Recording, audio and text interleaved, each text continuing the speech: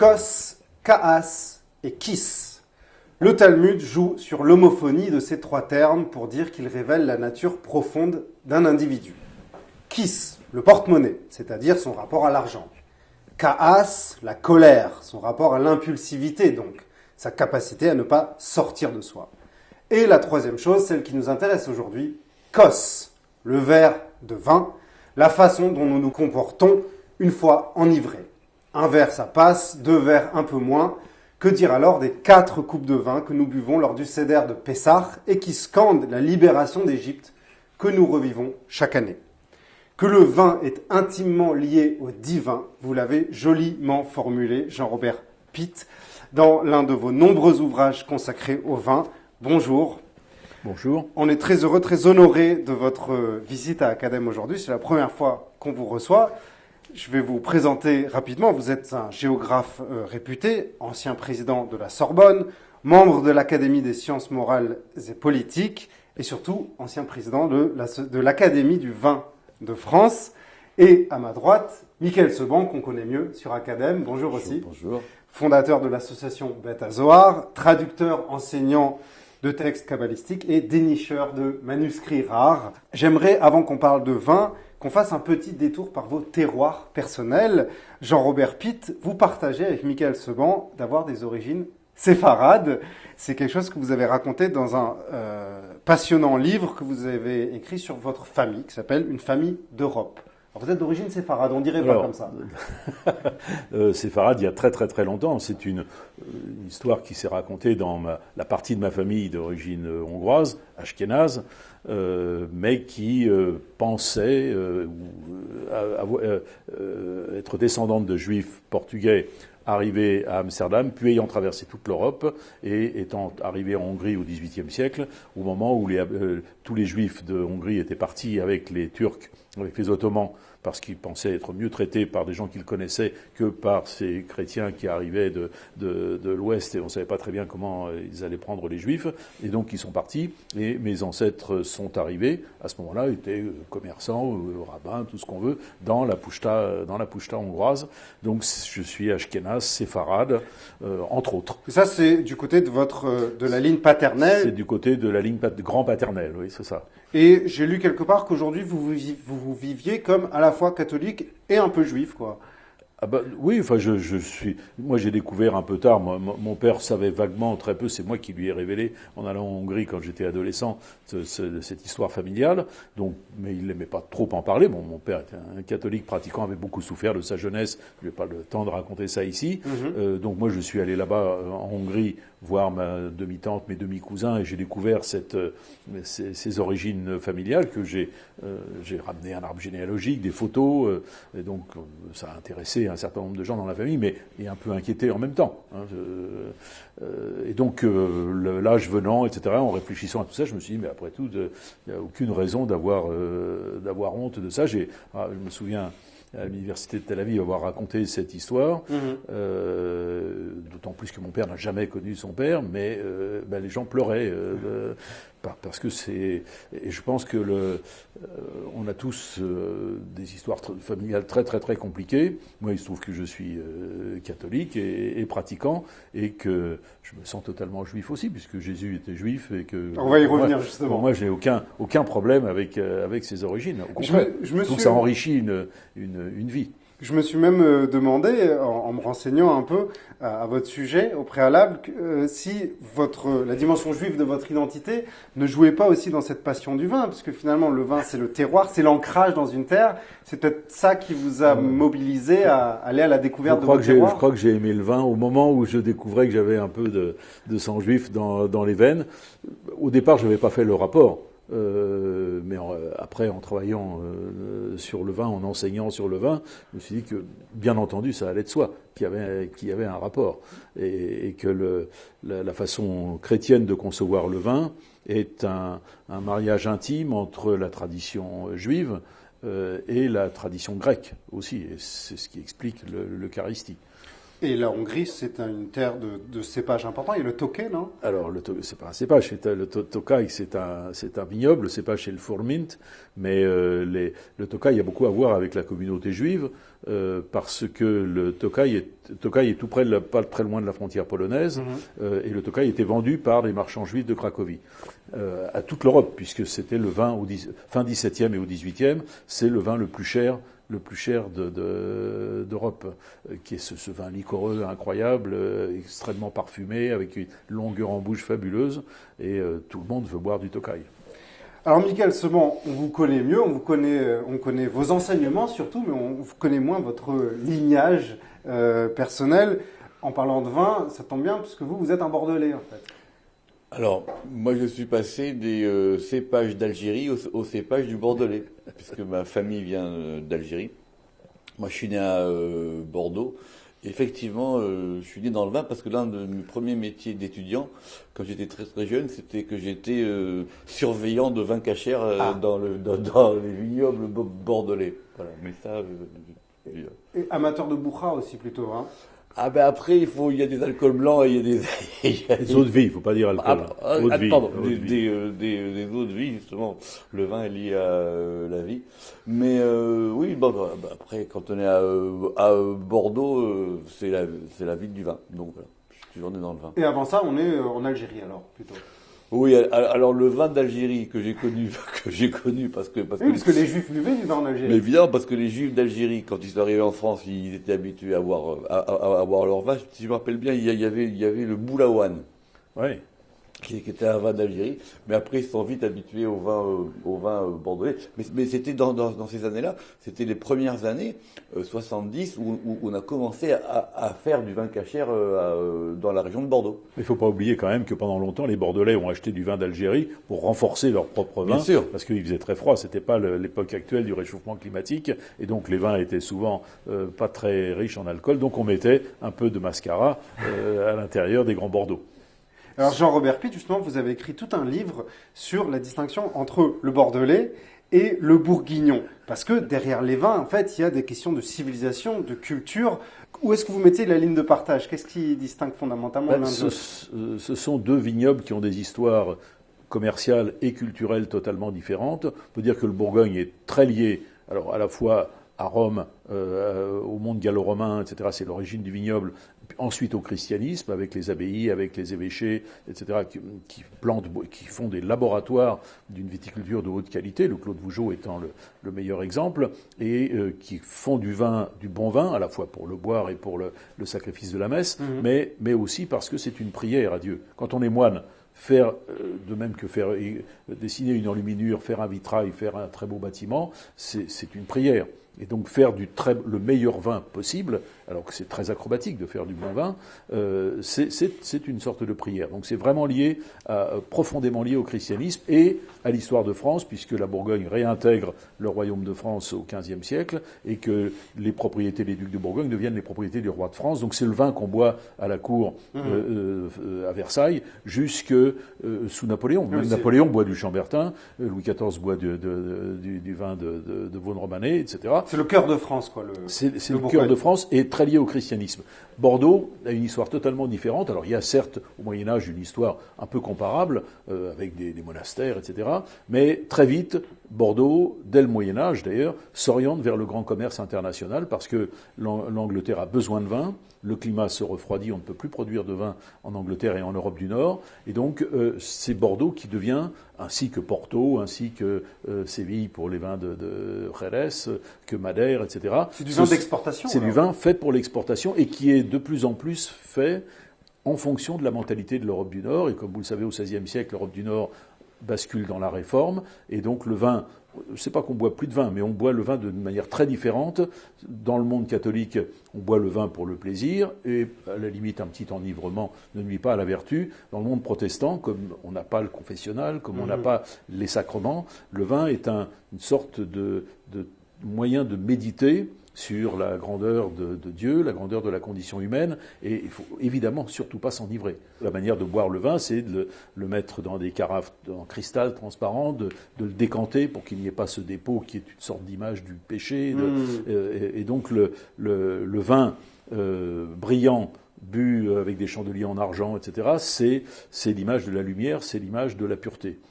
Donc c'est une manière un peu puritaine, et je le dis pas de manière négative, mais le puritanisme est une voie du christianisme. C'est une manière puritaine de boire le vin qui est bordelaise. Pourquoi est-ce que c'est par le vin que se dit l'identité, la nature profonde d'une civilisation, d'une culture ? Alors, si vous regardez, moi je suis géographe, si je vois à l'échelle mondiale, c'est tout ce qui est fermenté.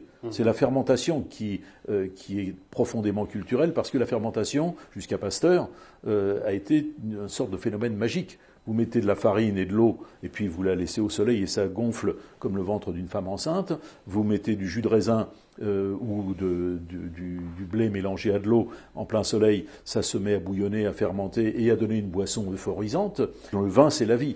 Le vin, c'est la vie. Donc ça, les Grecs le disaient déjà, Théocrite le dit, le vin et la vie sont tout un. Mais pourquoi plus la vigne que... Alors parce que le vin, par rapport à la bière ou par rapport à plein d'autres produits fermentés, a une complexité en bouche extraordinaire. Il a ce fruité, il a ce côté fleuri et fruité à la fois, qui fait que c'est une boisson extrêmement agréable à boire. Et en plus, ses effets ne sont pas violents et immédiats. L'alcool, que moi j'appelle eau de vie, boisson donc distillée, qui fait 40, 50, 60 degrés, a des effets immédiats, mais assez dévastateurs. Ouais. Si vous buvez un 10 centilitres d'eau de vie, de schnapps à 50 degrés, vous n'êtes pas très très frais. Tandis que si vous buvez lentement, régulièrement, en parlant, en réfléchissant à ce que vous buvez, en partageant, à ce moment-là, vous vous améliorez vous-même. Vous êtes, c'est d'où l'intérêt aussi des repas au cours desquels on boit plusieurs vins. Les agapes. Des agapes au cours desquels on essaye de réfléchir au mariage et donc à exalter ces cinq sens, parce que le vin, c'est le nez, c'est la vue, c'est le goût, c'est l'ouïe aussi. Quand on verse du champagne, ça fait petit pétillement très, très joyeux. C'est un moyen de faire chanter nos cinq sens. Alors, Michael, il y a énormément de choses là. Si je veux traduire en juif, en talmudique, ce que vient de nous expliquer Jean-Robert Pitt, il y a une formule qui dit « Nirnas yain yatsa sod ». Lorsque le vin rentre, le secret émane. Le vin parcourt la Bible.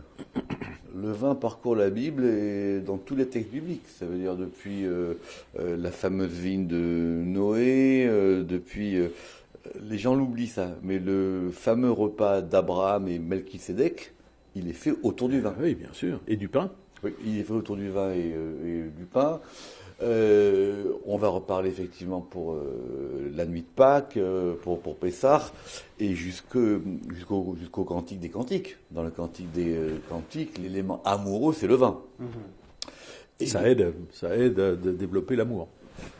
Et d'autant plus que c'est la boisson biblique par excellence, quoi. Alors, il y a quelques mentions dans la Bible d'autres boissons alcoolisées, et d'autant plus qu'après, dans l'interprétation rabbinique et talmudique, d'abord le vin, c'est l'élément.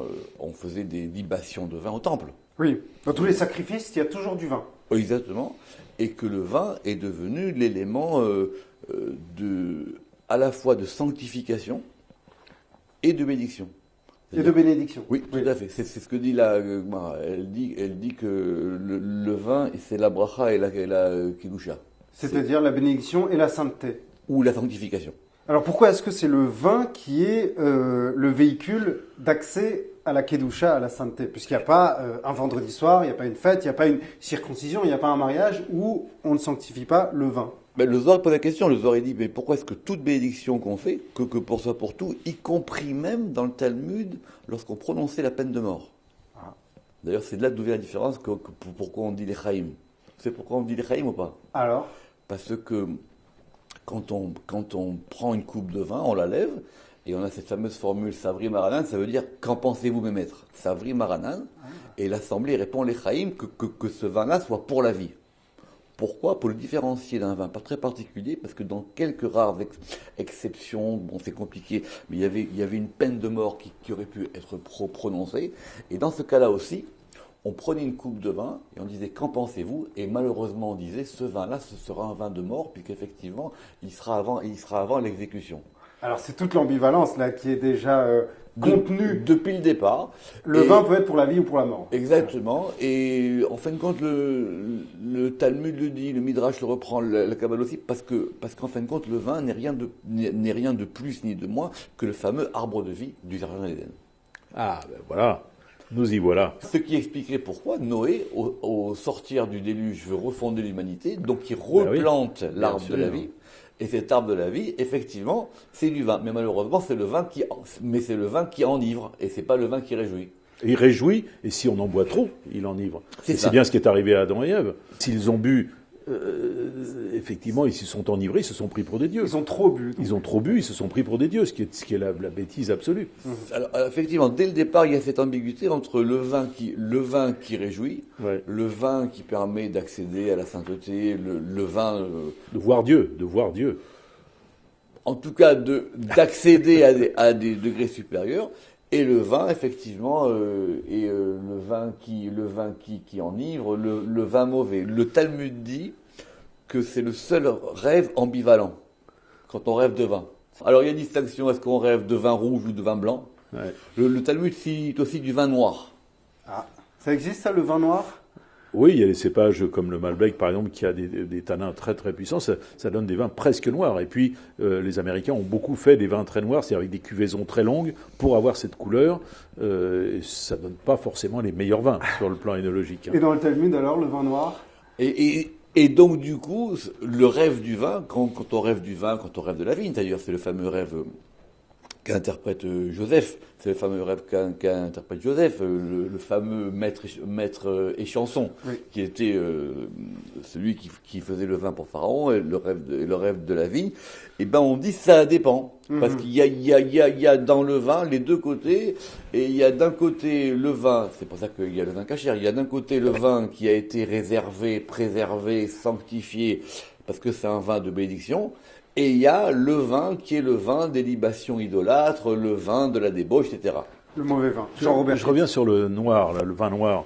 Vous savez, dont on a prononcé le mot alcool tout à l'heure. Alcool, donc c'est de l'arabe, c'est le kahl, c'est noir. Pourquoi? Parce que quand on boit trop de boissons alcoolisées, comme le col, oui, c'est pareil, même origine. Quand on boit trop de boissons alcoolisées, la couleur de la peau change, devient rouge et même cramoisie et presque noir. Et donc d'ailleurs, ça se dit un peu en français, il est complètement saoul, il est noir, il est tout noir. Ça se dit un peu. En tout cas, c'est ça l'origine de alcool. Je profite d'ailleurs d'avoir à notre table, si on peut dire, un œnologue. Il y a cette grande distinction entre rouge et blanc. Oui. Et on a l'impression qu'il y a une plus grande profondeur quand même dans le rouge, que le rouge l'emporte finalement. D'où ça vient? C'est biologique? Il faut savoir que, à part certains cépages, il y a ce qu'on appelle un gamète teinturier qu'on produit pratiquement plus maintenant et dont le jus est rouge. Mais sinon, tous les raisins, même à la peau rouge, ont le jus blanc. Donc, par exemple, vous avez des champagnes qui sont blancs de noir, c'est-à-dire des vins blancs qui sont faits à partir de raisins noirs qu'on presse tout de suite, donc la peau n'a pas le temps de donner de la couleur. Et pendant très longtemps, jusqu'au XVIIIe siècle, on a fait dans toute l'Europe des vins qui étaient ni blancs ni rouges, qui étaient des vins rosés, mais on ne disait pas rosé à l'époque, on disait tachés, ou c'était des vins de couleur moyenne, intermédiaire, ce que les Anglais appelaient le claret. À Bordeaux, on appelait ça le claret.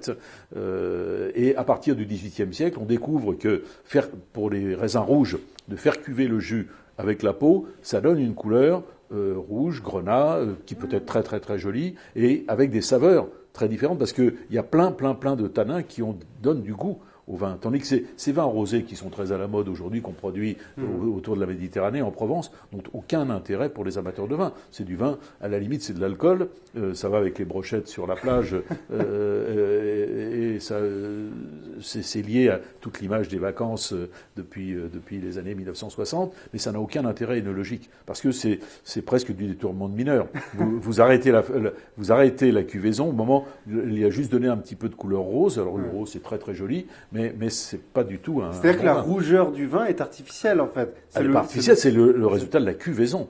Il faut faire cuver la peau avec le jus. Et à ce moment-là, ça donne de la couleur, mais vous en donnez plus ou moins. Si vous faites cuver 5 jours ou 6 jours, c'est pas la même chose que vous faites cuver 3 semaines. Vous faites cuver 3 semaines, vous avez vraiment du vin tout noir.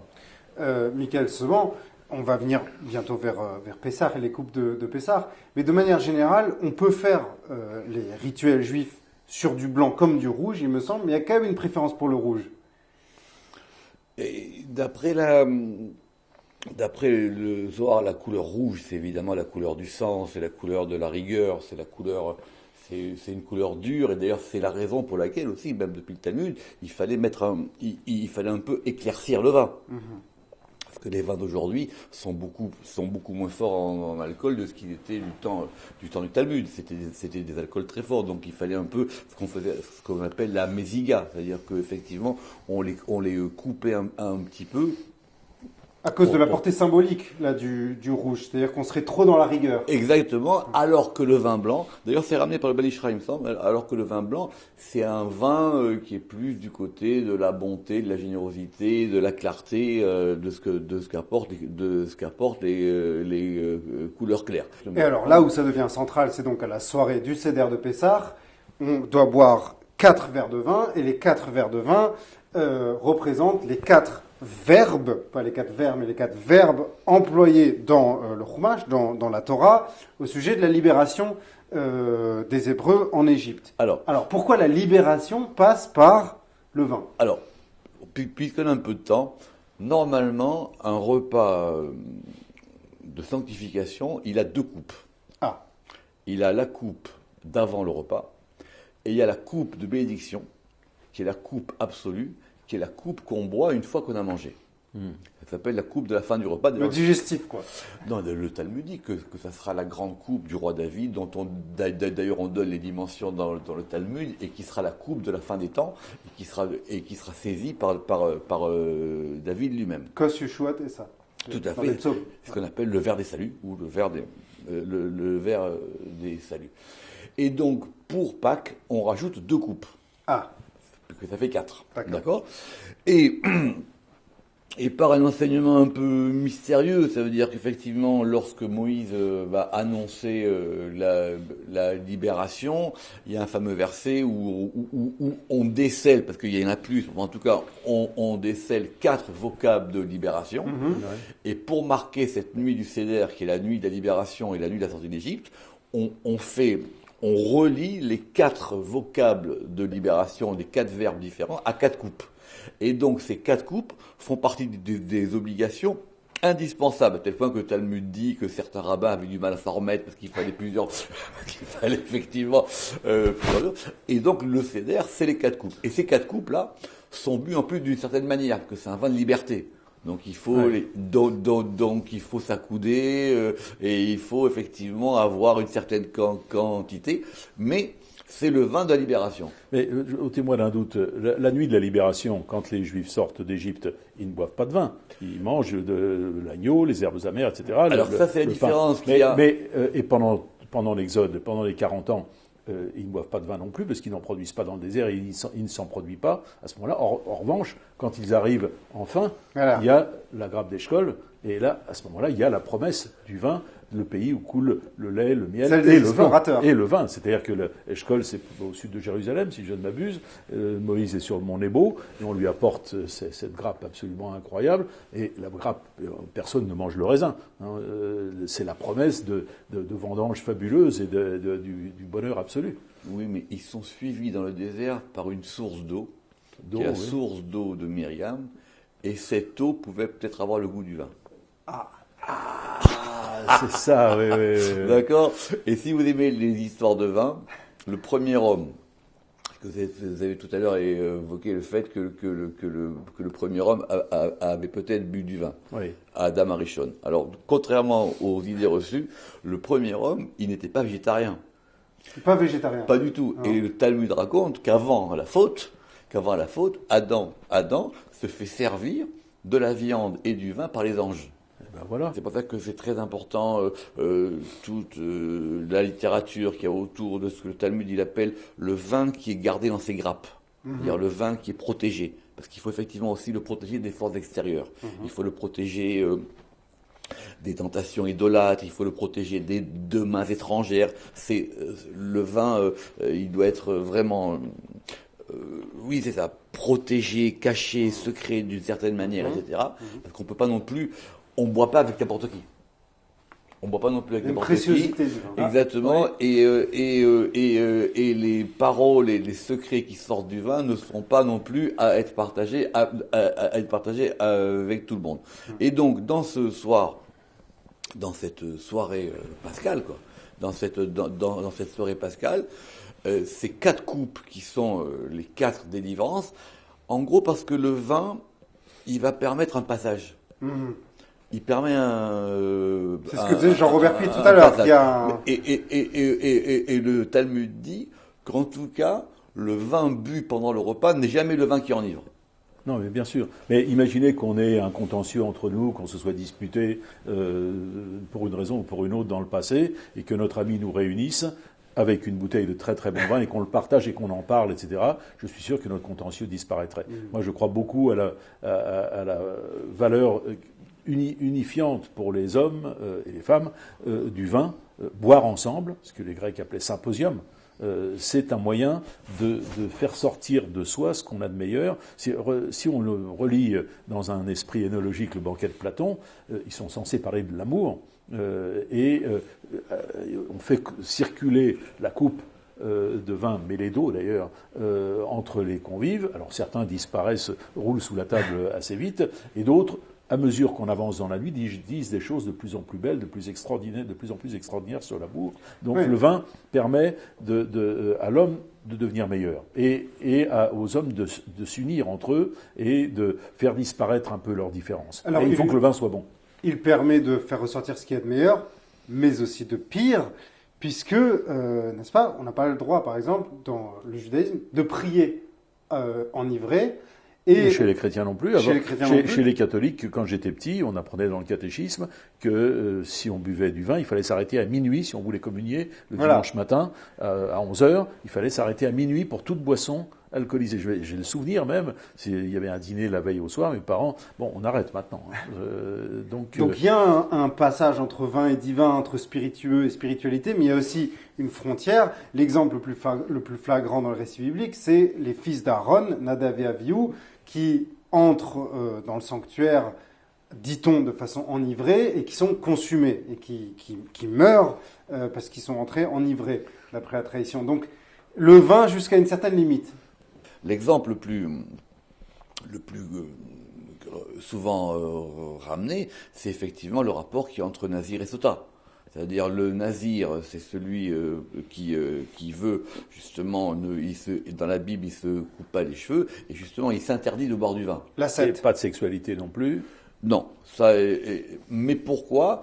Parce que, et ce marque un Talmud, pourquoi est-ce qu'on a mis d'un côté, pourquoi est-ce qu'on a juxtaposé le nazir et la sota, c'est-à-dire la femme débauchée et adultère? C'est parce que justement l'un a pu entraîner l'autre. Ah oui. Et qu'effectivement, donc... mais on n'est pas nazir, on ne reste pas nazir toute sa vie. Non, un nazir c'est 30 jours. C'est ça. À durée déterminée. À durée déterminée.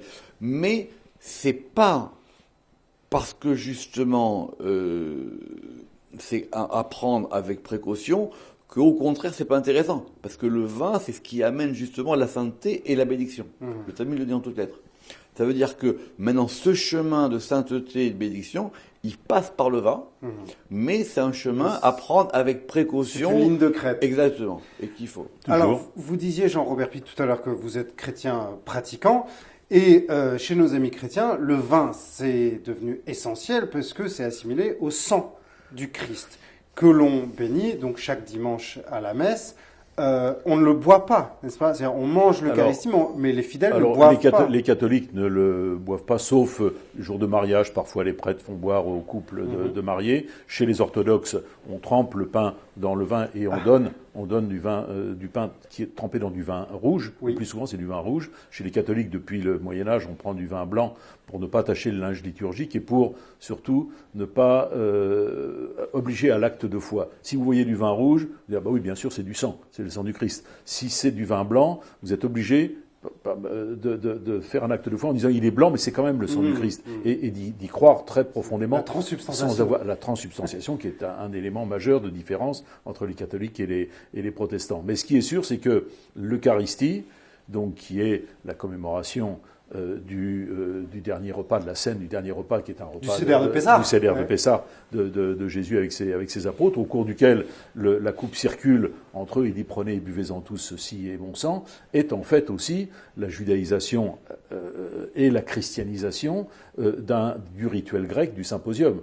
On fait tourner la coupe, et quand on boit, pour un grec croyant, quand on boit à la coupe au cours du symposium, c'est-à-dire avec un rituel, avec un symposiarque qui dirige la cérémonie, on boit Dionysos lui-même, on boit Dieu, ce qui est évidemment pour un juif un sacrilège effroyable d'imaginer qu'on puisse boire Dieu dans un verre de vin qui s'est transformé dans le sang de Dieu, mais pour quelqu'un qui a une culture hellénisée, ce qui est le cas de beaucoup de gens du Proche-Orient il y a 2000 ans, ça s'est bien marié. Donc aujourd'hui, buvez, c'est mon sang, ça veut dire quoi? Buvez, c'est mon sang. C'est-à-dire que Jésus se sacrifie sur la croix pour racheter du péché du monde, racheter l'humanité de son péché, et lui donne en cadeau éternel la possibilité de communier à sa personne et de devenir.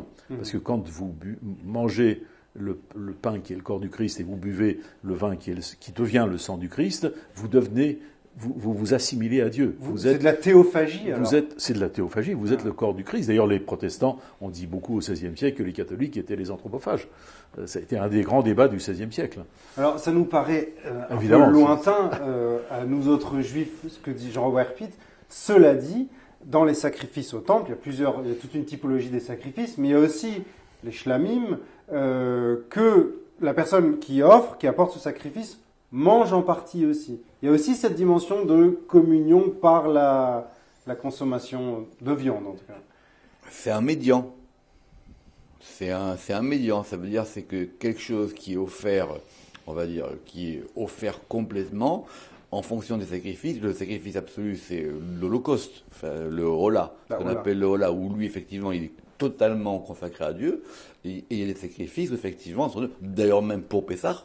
Bon, c'est pas le sacrifice de l'agneau pascal, qui n'est pas vraiment un sacrifice. En tout cas, on le consomme totalement. Et aujourd'hui, quand on mange la matzah, en tout cas la ficomane, on dit que c'est une substitution du sacrifice pascal. En mangeant ce pain, qui est la matzah. Oui, tout à fait. Tout à fait. C'est cette idée un peu. Par contre, l'idée de manger Dieu, de consommer Dieu, là, c'est... non. Les catholiques chantent, c'est un cantique qu'on chante dans beaucoup d'églises, après la communion, vous êtes le corps du Christ. Vous qui avez consommé le corps du Christ, vous devenez le corps du Christ. Et pourquoi nous, on ne ferait pas un avec Dieu? Pourquoi c'est un problème? On fait un, mais on fait un, il faut qu'il y ait une voie pour faire un. On peut pas faire un on peut pas faire un. Il n'y a pas fusion. Il n'y a pas fusion. Il n'y a pas confusion. On va arranger ça. On va boire un coup. On a quelques millénaires devant nous. Bien sûr. Alors, je voulais terminer cet entretien par le 5e vers. Puisque, donc, il y a 4 verbes, puisqu'il y a 4 verbes de libération. Et il y a un 5e verbe qui est celui Veheveiti etrem, je vous emmènerai en terre promise. Donc il y a la sortie d'Égypte, et puis il y a cet horizon d'installation en terre d'Israël. La terre d'Israël, le peuple juif y est revenu depuis 1948. La majorité du peuple juif y vit aujourd'hui. Et le peuple juif est redevenu avec ça un petit peu un peuple de terroir. On est très fiers des vins israéliens. Jean-Robert Pitt, vous en avez goûté des vins israéliens? Vous les appréciez? Oui, j'ai beaucoup circulé dans tous les vignobles israéliens et dégusté et vu en 25 ans, depuis que je vais en Israël, les progrès incroyables. Ce qui est formidable, c'est que les Juifs qui pour des raisons qui tenaient au statut, à leur statut en particulier en Europe, n'étaient plus cultivateurs en Europe centrale, puisque quand on était dans le shtetl, on avait Doul, on avait les oies, on faisait du foie gras, parce que ça peut se nourrir facilement, mais on n'était plus agriculteurs. Et les Juifs sont redevenus agriculteurs en Israël, et d'excellents agriculteurs dans tous les domaines, y compris en viticulture. Vous le savez sans doute, il y a 25 ans, c'était pas très très bon les vins d'Israël. C'était même assez mauvais.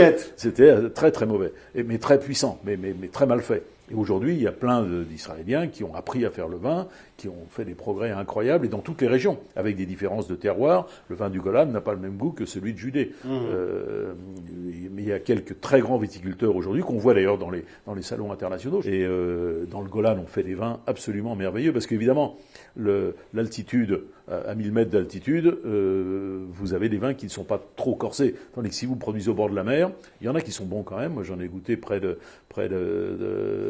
d'Ashkelon, d'un très bon vin de Cabernet Franc, domaine Meïchar, mais c'est plus difficile parce qu'il fait une chaleur, quand il fait 45 degrés en été et que les raisins mûrissent beaucoup trop, ça vous fait donc beaucoup de sucre et beaucoup d'alcool, donc il faut vendanger tôt, il faut protéger ces vignes en laissant beaucoup de feuillage autour, on arrive à faire des bons vins. Mais c'est beaucoup plus facile dans le Golan ou en Judée. Mais alors, une question que je me suis toujours posée.